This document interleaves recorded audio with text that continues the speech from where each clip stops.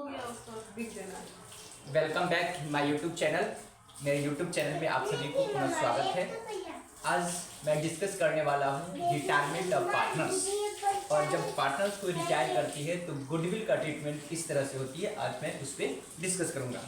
तो चलते हैं, सिर्फ और सिर्फ गुडविल के बारे में आज हम लोग डिस्कस करते हैं। थोड़ा सा मैं गुडविल क्या उसके बारे में थोड़ा इंट्रोड्यूस कर दूँ। गुडविल, तो गुडविल के बारे में चूंकि ऑब्जेक्टिव क्वेश्चंस भी आते हैं यहाँ पे बिहार बोर्ड की एग्जामिनेशन जो होती है उसमें बाबू बातें नहीं करो। तो गुडविल एक प्रकार का इंटेंजिबल एसेट्स है, मतलब अमूर्त संपत्ति है, ठीक ना। मतलब वैसी संपत्ति है जिसको हम लोग देख नहीं सकते, ना ही छू सकते, सिर्फ और सिर्फ अनुभव कर सकते हैं। Goodwill is a intangible assets, मतलब एक इंटेंजिबल है, मतलब अमूर्त संपत्ति है जिसको हम लोग देख नहीं सकते हैं।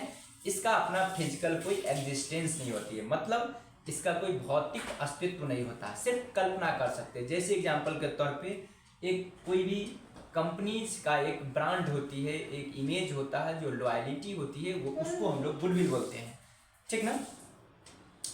क्योंकि उस कंपनी को हम लोग गुडविल के नाम से जानते हैं। जैसे मैकडोनाल्ड हो गया कंपनी, केएफसी कंपनी हो गया, ये सब क्या है, उसके पास एक अपना गुडविल है, क्योंकि उसका नेम से हम लोग जानते हैं और उसको नेम पे ही हम लोग उसके यहाँ जाते हैं, कोई भी सामान परचेज कर लेते हैं। जैसे मोबाइल फ़ोन है, सैमसंग हो गया, ओप्पो हो गया, क्या है पहले ही हम लोग डिटरमिन कर लेते हैं कि आप यदि फ़ोन परचेज करनी है तो एप्पल का परचेज करनी है, ठीक है, सैमसंग परचेज करनी है, तो ये उस कंपनी का क्या हुआ, गुडविल हुआ।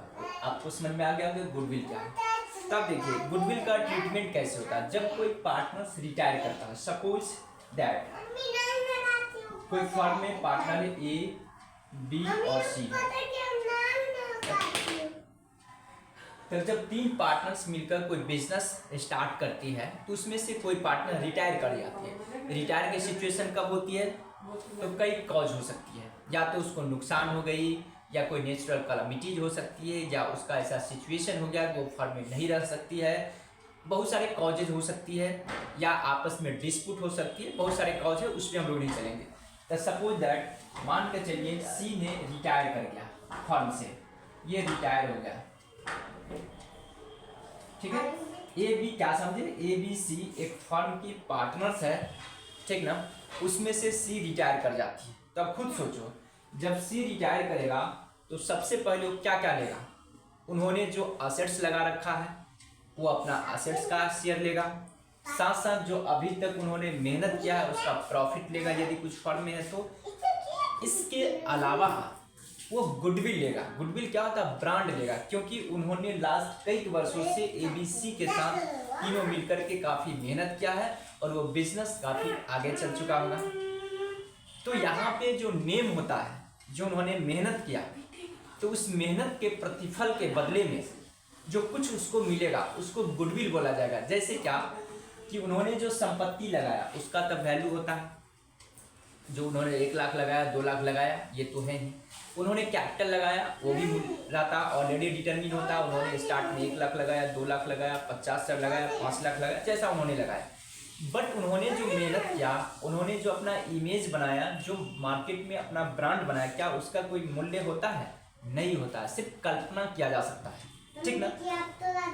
तो क्या होगा, जब रिटायर करेगा तो इस फर्म का गुडविल का वैल्यूएशन किया जाएगा कि उस समय गुडविल कितना है। तो मान के चलिए जब रिटायर करेगा तो सपोज दैट 30,000 रुपीज गुडविल आया, ठीक है, मतलब उस फर्म का वैल्यू हुआ। वैल्यू ऑफ फर्म को हम लोग गुडविल बोलते हैं। सपोज दैट इन तीनों का PSR ratio, profit sharing ratio कितना है, इक्वल है। इसका मतलब 10-10 बंटवारा होनी चाहिए था, ठीक ना। जबकि यहाँ तो रिटायर करेगा सिर्फ सी, तो क्या होगा, 10,000 रुपया सी लेकर के जाएगा। तो सी कहाँ से लेगा पैसा, इसका मतलब वो 10,000 रुपया बी और सी मिल करके देगा कि भाई अब तुम चला जा रहा, तुम्हारा मेहनत के बदला जो 10,000 रुपया हो रहा है, मैं ए और बी मिल करके 5,000 तुम्हें दे देता हूँ। अब इस फर्म से तुम्हारा कोई रिश्ता नहीं है। तो आपको समझ में आ गया। इसका मतलब ये हुआ कि सी जो हुआ ये सेक्रीफाइड कर रहा है, मतलब गेन कर रहा है, अब ये ले रहा है, इसके लिए प्रॉफिट हुआ, इसको बोला जाएगा गेनिंग पार्टनर। गेनिंग पार्टनर बोलिए या रिटायरिंग पार्टनर, ठीक है। और ए बी को तो देना पड़ रहा है, इसका मतलब सेक्रीफाइस करा ना, तो दे रहा है, तो इसको बोला जाता है सेक्रीफाइसिंग पार्टनर।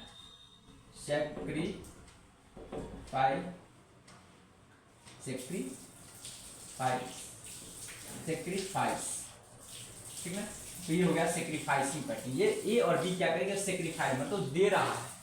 इसका मतलब खुद सोचिए, जब लायबिलिटीज घटती है तो क्या होती है, डेबिट होती है, और बढ़ती है तो क्रेडिट होती है। इसका मतलब ये हुआ, दैट मीन्स सी जब जा रहा है उसको कैपिटल में एडिशन हो जाएगा, तो क्या होगा, रिटायरिंग पार्टनर को हम लोग क्रेडिट करेंगे, और जो देने वाला है, जो सेक्रीफाइस करेगा, तो वो सेक्रीफाइसिंग पार्टनर को क्या करना पड़ेगा, डेबिट करना पड़ेगा, ठीक ना।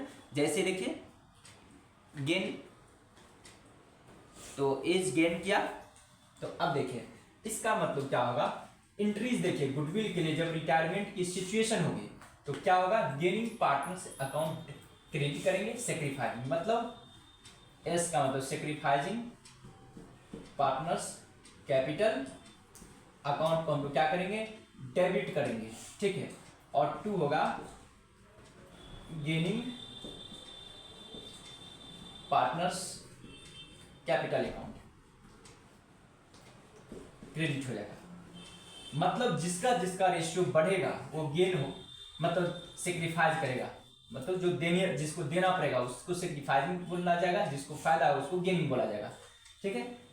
तो इस तरह से देखिए मैं एक क्वेश्चन दिखा दे रहा हूं, उस क्वेश्चन के जरिए आपको जो भी डाउट होगा वो सभी कॉन्सेप्ट क्लियर हो जाएगा। तो देखिए मैं एक क्वेश्चन सबसे पहले आप लोग तक सेंड करने की कोशिश करता हूं, उसका जर्नल एंट्रीज क्या होगा। 2 क्वेश्चन मैं पहले इलस्ट्रेशन से स्टार्ट करूंगा, ठीक है, और सब पीवीआई एग्जामिनेशन के पॉइंट ऑफ व्यू से। तो देखेंगे यहाँ पे क्वेश्चन नंबर 8 जो है और 9, इन दोनों का आप लोग स्क्रीनशॉट लेंगे, ठीक है। ये क्वेश्चन शायद आप लोग तक चला गया होगा, ठीक है। तो अब देखिए यहाँ पे क्या कहता है, क्वेश्चन को समझेंगे। कहता है ABC are partner sharing profit in the ratio of 4:3:3। One ceases retires the value of the firms, कहता है गुडविल वाज एग्रीड एट 30,000। कहता है सी ने रिटायर कर गया, उसको फर्म का गुडविल का वैल्यूएशन 30,000 लगाया, ठीक है। A and B agreed to share profit and loss in future in the ratio of 7:3 respectively. Give necessary journal entry in relation to goodwill without opening its account. कहता है B और C जो remaining partner है उन्होंने decide किया कि new profit sharing ratio हो जाएगा 7:3। मतलब ये कि जब वो रिटायर करेगा तो रिटायर करने के बाद अब तो रेशियो में चेंजेस होगी ना, ठीक ना। तो उन्होंने रिटायर के बाद सोचा 7:3। तो देखिए समझेंगे 1 by 1, ठीक है। इसको मैं मिटाता हूं सबसे पहले, एकदम अच्छे समझेंगे क्योंकि फर्स्ट क्वेश्चन है। एक क्वेश्चन को जब हम लोग समझ जाते हैं तो आने वाला जितने भी क्वेश्चन होगा वो आसान लग गया। यदि हम लोग नहीं समझते हैं तो मैं 100 क्वेश्चन भी प्रैक्टिस करवा दूंगा, तो आने वाला क्वेश्चन आपके लिए 101वां क्वेश्चन कहलाएगा। 1000 में क्वेश्चन सॉल्व करवाऊंगा तो आपके लिए 1001वां क्वेश्चन कहलाएगा। इसलिए हम लोग स्टार्ट में बेसिक कंसेप्ट को 110% क्लियर करके चलेंगे ताकि किसी प्रकार के कॉन्सेप्ट में डाउट ना बचे। यदि डाउट बचेगा तो फिर आप बोलेंगे, ऐसे में कोशिश करता हूँ 1-2 एक्स्ट्रा बताने का। तो देखिए यहाँ पर क्या है, तो देखेंगे कितना रेशियो दिया हुआ। रेशियो था आपको 4:3 जो पहले से था, मतलब ओल्ड रेशियो 4:3:3। अब क्या आ गया 7:3। तो देखिए हम लोग गेनिंग रेशियो निकालते हैं, तो खुद सोचिए गेनिंग का मतलब क्या हुआ, जब पहले से मेरा कम रहा होगा अब नया ज्यादा होगा गेनिंग। सेक्रीफाइस का मतलब क्या हुआ कि मेरा रेशियो पहले ज्यादा रहा होगा अब कम हो गया, उसको बोला जाएगा सेक्रीफाइस। सेक्रीफाइस मतलब क्या, देना पड़ा, नुकसान हो रहा। गेनिंग का मतलब बढ़त होना। तो इस सिचुएशन में क्या होगा, गेनिंग मैं 2 तरीका बताऊंगा ताकि इजी हो जाएगा। तो देखिए यहाँ पे फॉर्मूला एक ही रखिए, कभी कभी ऑब्जेक्टिव भी पूछता है। देखिए अगर गेनिंग रेशियो निकालना है, gaining ratio is equal to क्या होगा, गेन का मतलब बढ़ना, इसका तो नया रेशियो बढ़ गया पुराना कम हुआ, तो gaining ratio is equal to होता है new ratio minus old, or मतलब ओल्ड रेशियो, ठीक है।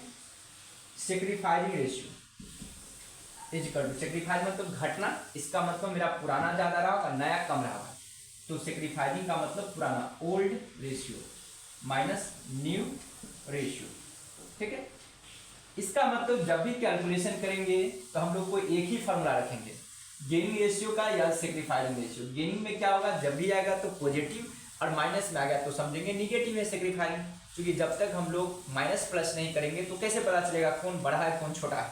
ठीक है, तो कोई एक ही फॉर्मूला से काम निकालेंगे, बट ऑब्जेक्टिव में पूछेगा तो टू द पॉइंट आंसर देना पड़ेगा। क्या रहेगा, गेनिंग। तो याद नहीं कुछ रखना है, गेन का मतलब बढ़ना, ऐसे समझेंगे। इसका मतलब पहले के अपेक्षा नया ज्यादा होगा तो न्यू माइनस ओल्ड। कहेगा सेक्रीफाइसिंग, सेक्रीफाइसिंग मतलब कम ना, इसका मतलब पहले ज्यादा अब कम। तो सेक्रीफाइसिंग रेशियो पूछेगा तो क्या होगा, old ratio minus new ratio.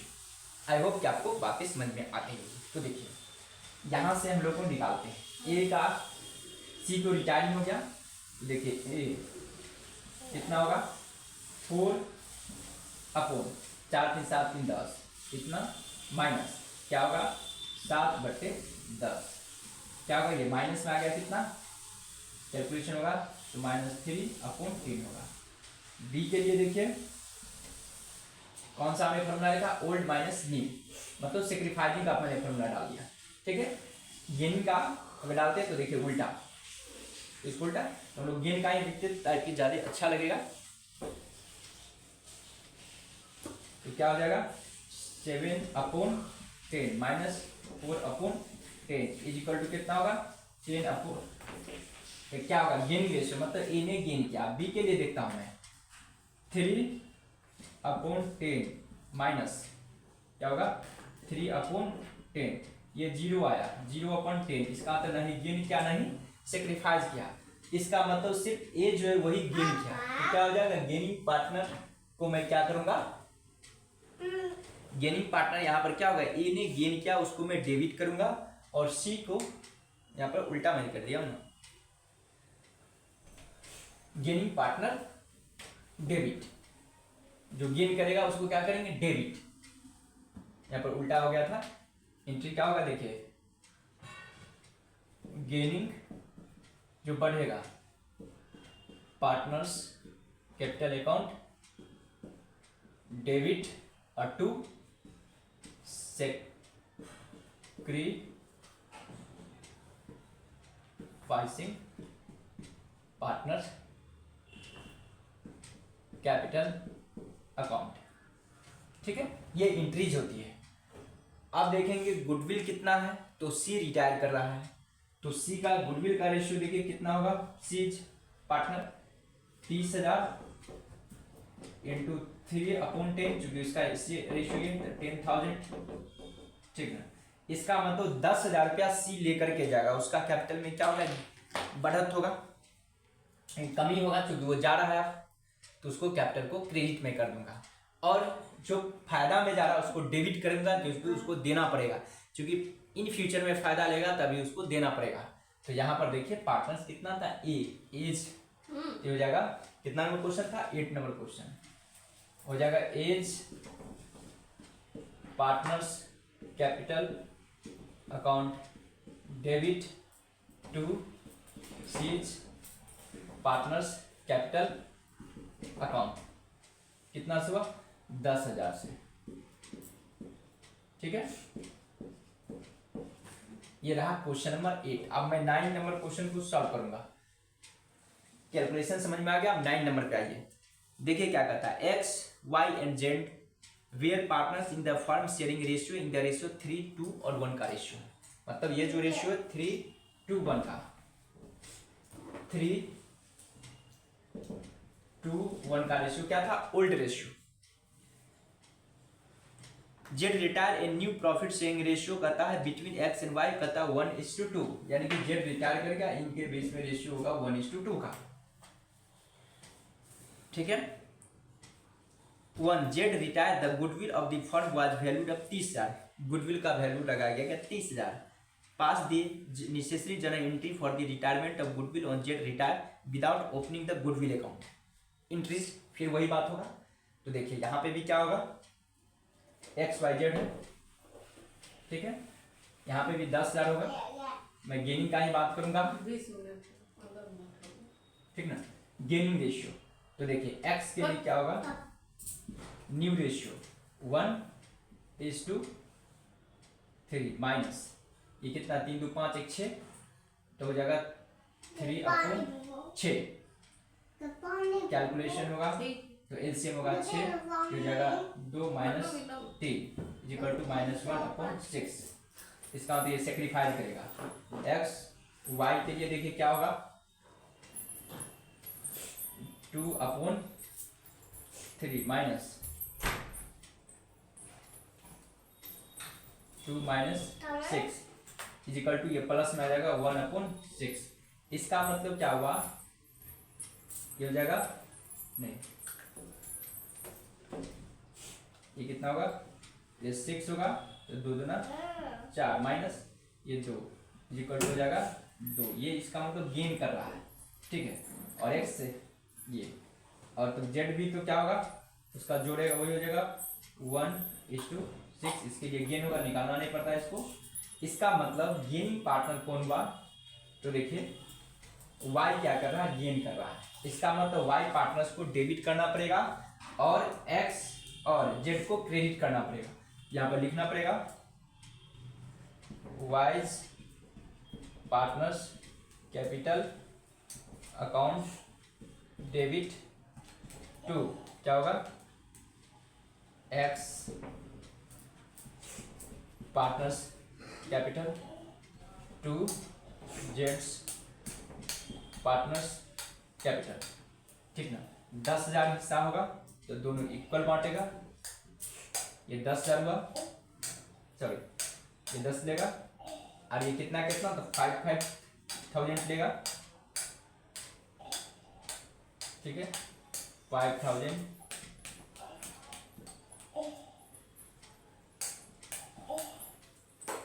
तो कुछ है नहीं ठीक है। तो इस तरह से हम लोग गुडविल को ट्रीटमेंट करेंगे जब पार्टनर्स को रिटायर करेगा। मेरे YouTube चैनल से आप सभी बने रहेंगे और बिहार बोर्ड का जो एग्जामिनेशन होने वाला है 2025 में तो उसके लिए मैं मोस्ट इम्पोर्टेंट टॉपिक लेके आता हूं और साथ ही साथ मैं एक नोट्स बनाया हूं जो एग्जामिनेशन से रिलेटेड क्वेश्चन है वो 100% क्वेश्चन मैच होगा। उसके लिए मैंने चार्जेस ऑनली रखा हूँ। यदि आप लेते हो इस मंथ के लास्ट तक में तो 99 रुपीज़ प्राइस है। अभी से रजिस्ट्रेशन कर सकते हो फीस पेमेंट कर सकते हो ठीक है। उसके बाद 499 हो जाएगा। मेरे व्हाट्सअप नंबर है 9155250697 ठीक ना। और ये जो नोट्स आपको मिलेगा दिसंबर का फर्स्ट वीक में। अभी से ही आपको ये ऑफर का एडवांटेज लेनी है। यदि आप दिसंबर में पेमेंट करोगे तो उस समय इसका प्राइस हो जाएगा कितना 499 रुपीज़।